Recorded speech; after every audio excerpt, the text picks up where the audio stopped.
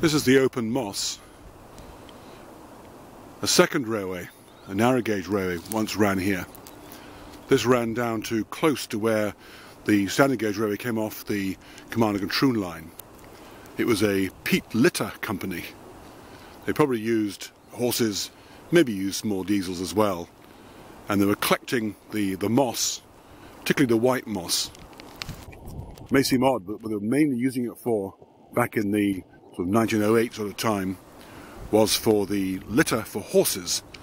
The army had vast numbers of horses, and the most convenient clean litter was from moss. Also, surprisingly, it was used as a smokeless fuel up on the army battlefronts. Only later was it start being used as peat for compost for plants. That was a much later development.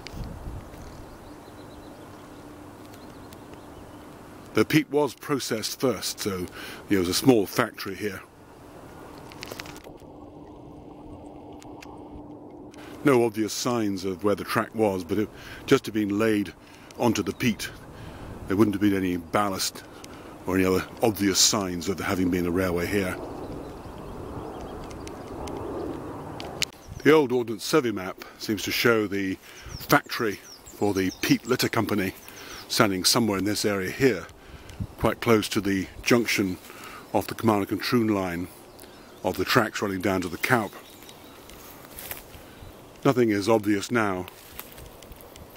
However, this area is clearly being used for the dumping of all sorts of materials. There's lots of railway lamps and electrical items and goodness else lying in this part, so anything that would have been here foundation-wise has probably been covered.